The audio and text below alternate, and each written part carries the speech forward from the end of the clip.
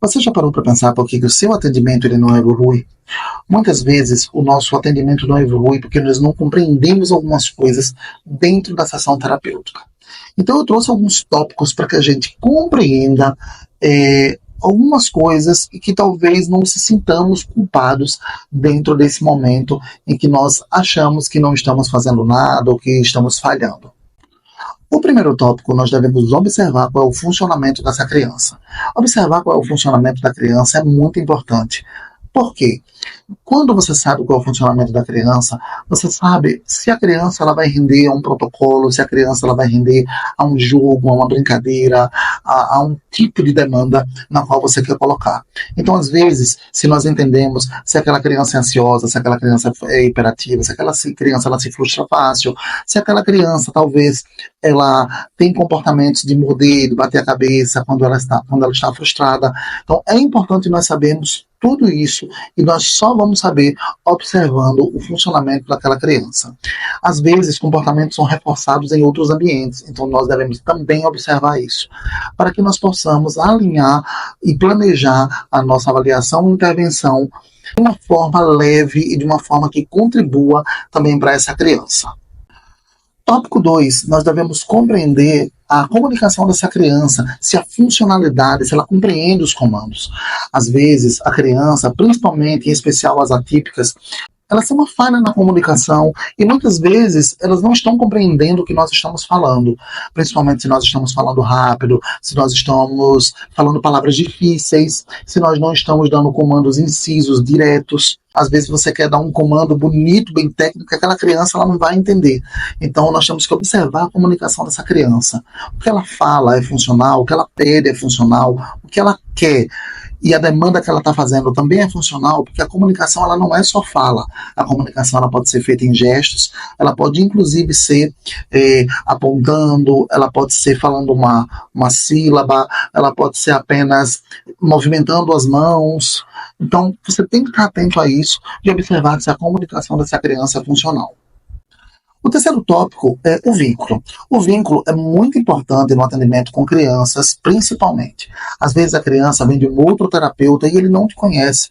Então, foi quebrada uma rotina naquele momento. Então, é importante que você tenha paciência com esse vínculo. Nem sempre, já na primeira sessão, dando demandas. Deixa aquela criança explorar o ambiente. Busque coisas que ela gosta. Nos primeiros atendimentos. Alexandre, mas eu estou no meu período avaliativo. Não, mas as pessoas precisam entender que o período avaliativo não é aquele período certinho de conta. O importante não é só o relatório que você vai receber, o que você precisa levar para o médico, mas é que a avaliação ela seja bem feita. E a avaliação, para ser bem feita, o vínculo ele precisa ser criado para que os protocolos eles sejam bem feitos, porque com o vínculo, se a criança se sente bem naquele espaço, com certeza absoluta, todos aqueles protocolos vão ser bem feitos, todos os resultados vão ser positivos. Comportamentos disruptivos. Se há comportamentos disruptivos nessa criança, se essa criança chega, ela se desregula fácil, se essa criança ela se autolesiona, se ela é heteroagressiva, nós precisamos entender como ponto de partida que essa criança ela não faz isso porque ela quer, mas talvez seja uma forma de se autorregular, uma forma que ela busca se autocompreender, ela busca se acalmar, porque naquele momento alguma coisa está errada com ela, seja sensorialmente, seja fisicamente, seja cognitivamente. Então nós devemos ter paciência nessas situações, principalmente buscar a melhor maneira que essa criança pode se autorregular. E muitas vezes as crianças se autorregulam deitando no chão, às vezes as crianças se autorregulam, inclusive, não falando nada, né? Às vezes você que como terapeuta quer dizer, calma, tá tocando na criança, às vezes não, às vezes o funcionamento da criança é deixar ela calma. Quando ela se acalma, você vai e aí tenta reiniciar uma outra atividade. E observar se aquelas demandas não estão sendo chatas para a criança que se desregule, porque você também pode estar sendo o motivo da desregulação daquela criança. Então nós temos que observar isso.